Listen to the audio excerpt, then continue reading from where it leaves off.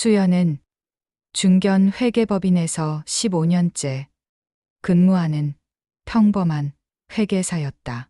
매일 아침 6시 30분에 알람이 울리면 그녀는 기계적으로 침대에서 일어나 똑같은 루틴을 반복했다. 중학교 2학년인 아들 준우의 아침 식사를 준비하고 국문학과 교수인 남편 민호의 출근 준비를 도우며 자신도 서둘러 정장으로 갈아입고 집을 나섰다.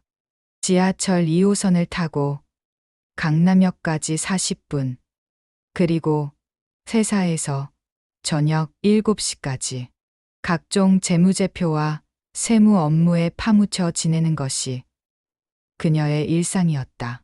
결혼한 지 벌써 17년이 되었지만 수연은 여전히 자신의 삶이 만족스럽다고 생각했다. 민호는 대학에서 고전문학을 가르치는 성실한 남편이었고, 준우는 비록 사춘기에 까칠함은 있지만 기본적으로 착한 아이였다. 강남 아파트는 비록 전세였지만 널찍했고, 두 사람의 월급을 합치면 중산층으로서는 여유로운 생활을 할 수 있었다. 무엇보다 민호의 어머니인 정숙과 같이 살면서도 큰 마찰 없이 지낼 수 있었던 것은 다행이라고 생각했다. 하지만 언제부턴가, 정확히는 지난 6개월 전부터 민호의 패턴에 변화가 생겼다. 원래 민호는 오후 6시면 집에 돌아와 저녁 식사를 함께 하는 것이 습관이었는데 점점 시간이 늦어지기 시작했다. 처음에는 학과 회의가 길어졌어. 학생들 상담이 많아서 같은 설명이었다. 수연도 직장인이었기에 업무가 갑자기 늘어날 수 있다는 걸 충분히 이해했다. 하지만 시간이 지날수록 민호의 외박이 잦아졌다. 수연은 처음에는 별 의심 없이 받아들였다. 대학 교수라는 직업의 특성상 학회나 세미나 참석이 많다는 것을 알고 있었기 때문이다. 하지만 마음 한구석에서는 설명할 수 없는 불안감이 서서히 자라나고 있었다. 민호가 집에 있을 때도 예전과는 다른 모습을 보이기 시작했기 때문이다. 스마트폰을 들여다보며 혼자 미소 짓는 횟수가 늘어났고, 전화가 오면 다른 방으로 가서 받는 일이 많아졌다. 결정적인 순간은 한 달 전 어느 토요일 오후에 찾아왔다. 민호가 샤워를 하러 욕실에 들어간 사이 수연은 거실을 정리하다가 그의 서재로 향했다. 서랍을 열어 펜들을 정리하던 중 낯선 봉투 하나가 눈에 띄었다. 예금 증서에 적힌 금액은 무려 8천만 원이었다. 민호의 월급이 세후 350만 원 정도이고 자신의 월급이 400만 원 남짓인 상황에서 8천만 원이라는 거액은 상상할 수도 없는 돈이었다. 갑작스러운 불안감이 몰려왔다. 교수 월급 외에 이렇게 큰 돈을 만질 수 있는 방법이 뭐가 있을까? 수연은 서둘러 증서를 원래 자리에 놓고 서재를 나오려 했다. 그런데 바로 그 순간 등 뒤에서 차갑고 날카로운 목소리가 들려왔다. 뭐 하는 거냐? 돌아보니 시어머니 정숙이 서재 문 앞에 서 있었다. 언제부터 거기 있었는지 알 수 없었지만 그녀의 표정은 평소와 확연히 달랐다. 아, 어머니. 그냥 책상을 정리해 드리려고 했어요. 수연은 당황하며 대답했다. 하지만 정숙의 눈빛은 더욱 날카로워졌다.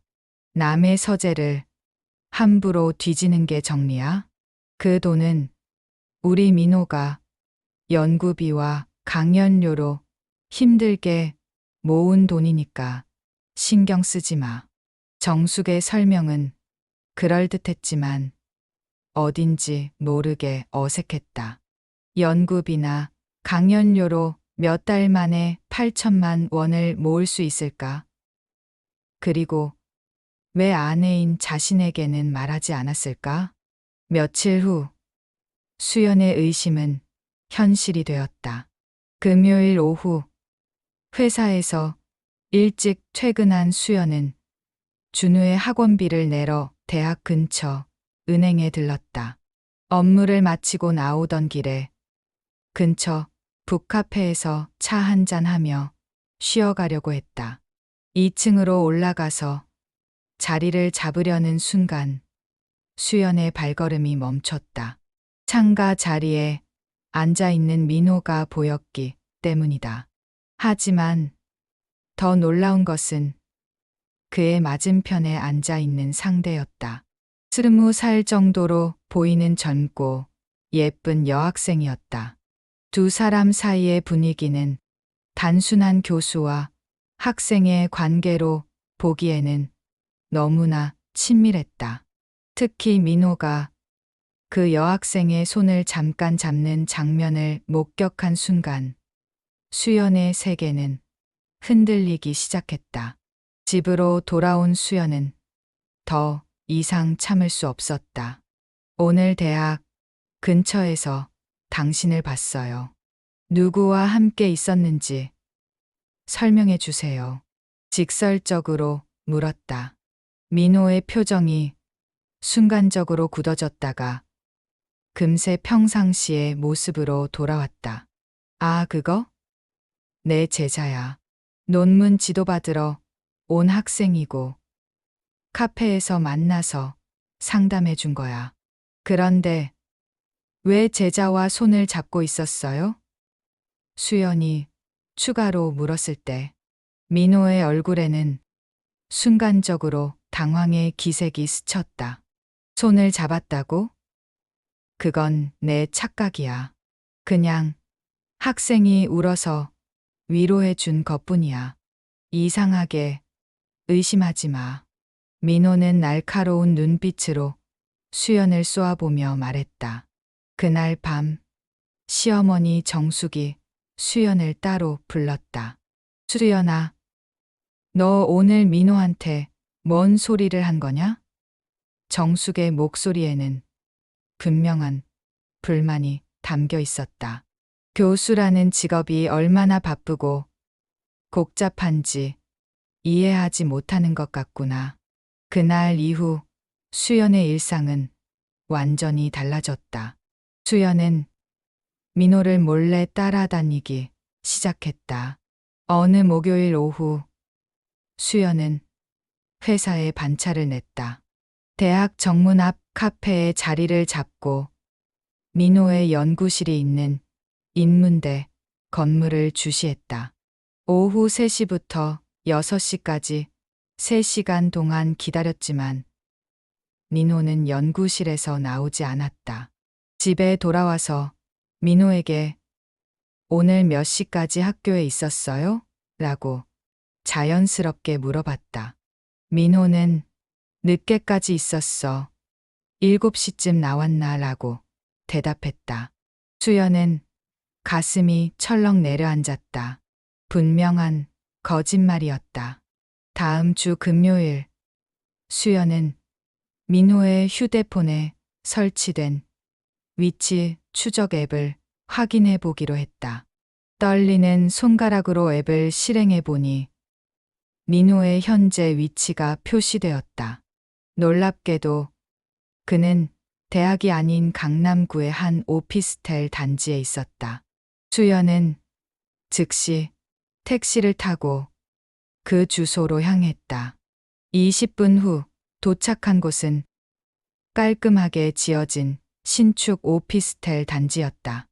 1층 로비에서 기다리며 주변을 살펴보던 중 민호가 엘리베이터에서 내려오는 것을 목격했다.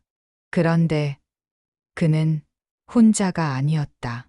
지난번 북카페에서 봤던 바로 그 젊은 여학생이 함께 있었다. 두 사람은 친밀하게 대화를 나누며 건물 밖으로 나왔다.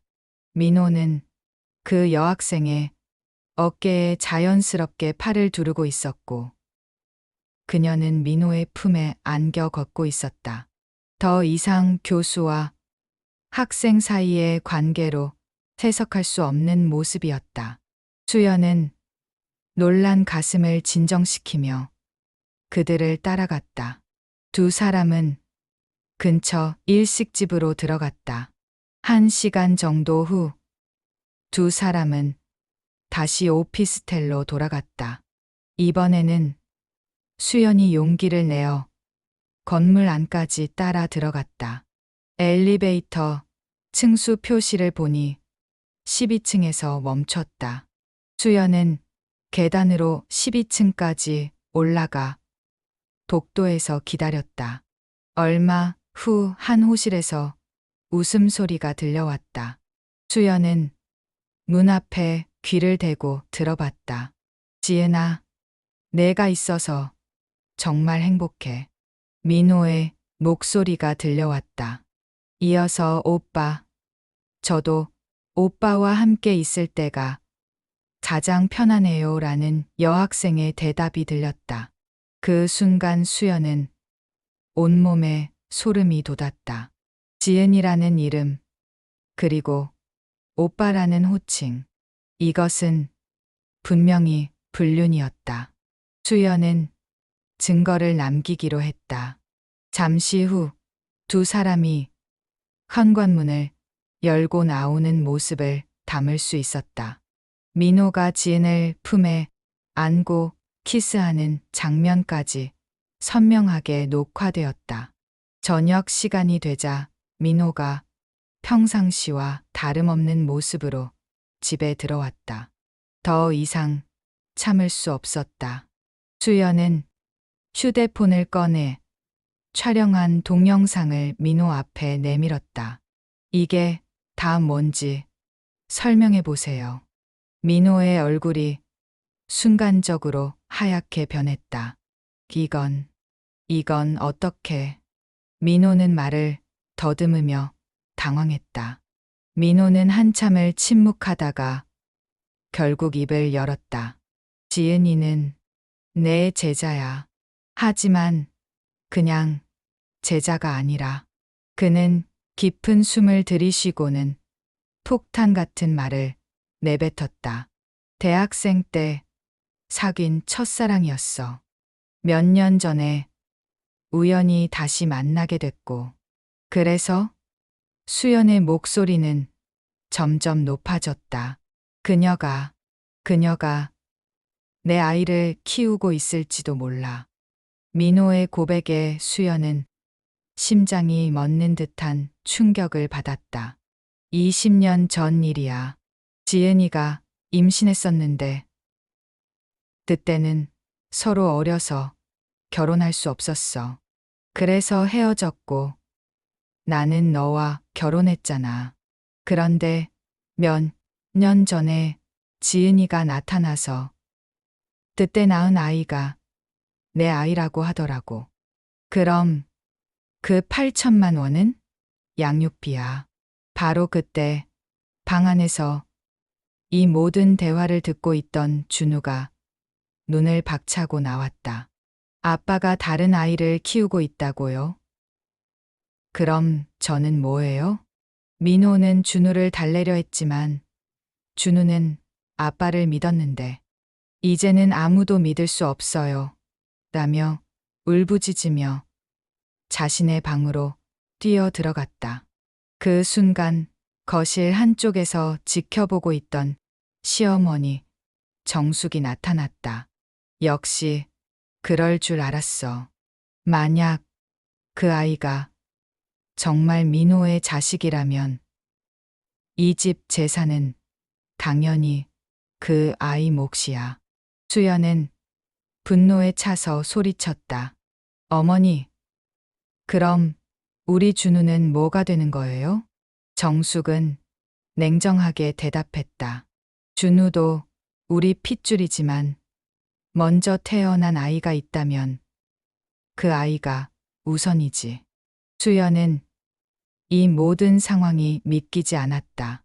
남편의 배신, 시어머니의 차가운 반응, 그리고 무너져가는 가족. 17년간 쌓아온 모든 것이 한순간에 무너지고 있었다. 수연은 그날 이후에도 멈추지 않았다. 민호의 고백이 진실의 전부가 아니라는 직감이 있었다. 드디어 그 기회가 찾아왔다. 정숙이 문화센터 요가 수업에 간 틈을 타서 수연은 그녀의 방을 샅샅이 뒤지기 시작했다. 수연은 서랍을 완전히 빼낸 다음 손으로 뒤쪽을 더듬어 봤다. 예상대로 숨겨진 공간이 있었고 그곳에서 낡은 갈색 봉투를 발견했다. 안에는 의료보험 관련 서류들과 함께 은행 통장 그리고 손으로 쓴 메모지들이 들어 있었다. 수연이 그 서류들을 하나씩 살펴보는 동안 점점 더 큰 충격에 빠져들었다. 가장 먼저 눈에 띈 것은 몇 년 전 민호가 계단에서 넘어져 크게 다쳤을 때의 의료 기록이었다. 하지만 서류에 따르면 정숙은 즉시 대학병원으로 가지 않고 일부러 동네 병원을 거쳐 시간을 끌었다는 사실이 적혀 있었다. 더 충격적인 것은 그 뒤에 이어진 메모였다. 정숙의 글씨로 중상의 진단서, 보험금, 3배 인상이라고 적혀 있었다. 민호의 사고가 단순한 실수가 아니라 정숙이 의도적으로 악화시킨 것이었다는 증거였다. 수연은 온몸에 소름이 돋으며 중얼거렸다. 사람 목숨보다 돈을 택하다니.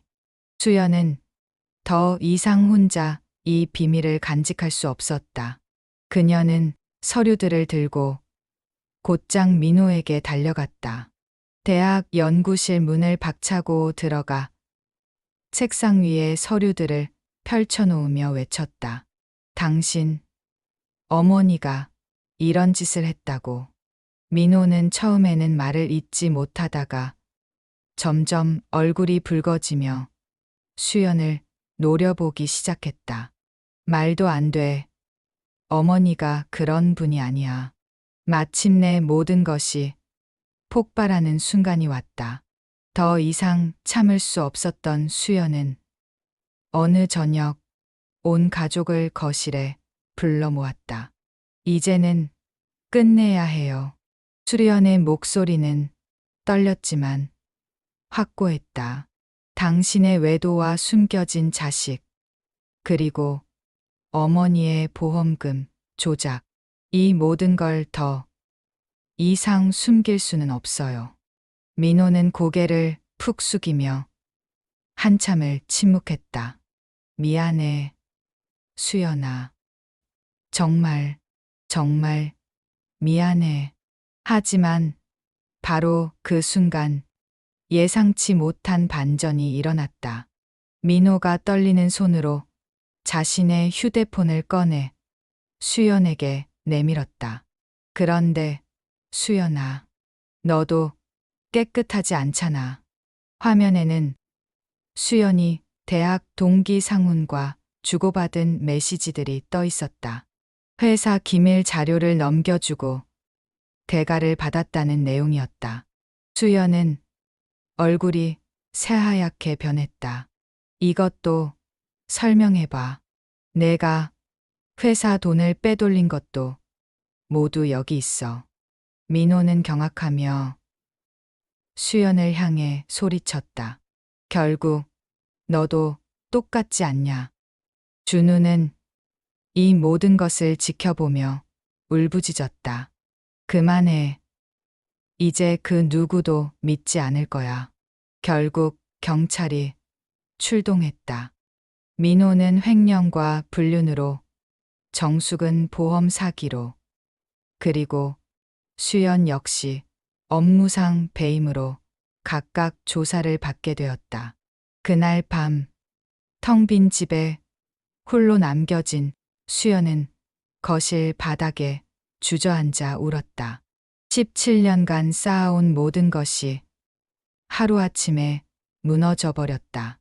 그때 휴대폰에 알림음이 울렸다. 준우가 보낸 메시지였다. 엄마, 우리 가족 모두 실수를 했지만 그래도 엄마를 사랑해. 수연은 눈물을 흘리며 준우에게 답장을 보냈다. 준우야, 엄마도 잘못했어. 미안해. 우리 다시 시작하자. 몇 개월 후 수연은 작은 원룸에서 새로운 삶을 시작했다. 준우는 주말마다 찾아와 함께 시간을 보냈다. 엄마, 우리 새로 시작하는 거지? 준우가 물었을 때 수연은 아들을 꼭 안으며 대답했다. 그래, 이번엔 정말 솔직하게 살자. 비록 완전하지 않았지만 진실 위에 세워진 새로운 관계는 이전보다 더 단단해 보였다. 수연은 창밖을 바라보며 미소 지었다. 끝이 아니라 새로운 시작이었다.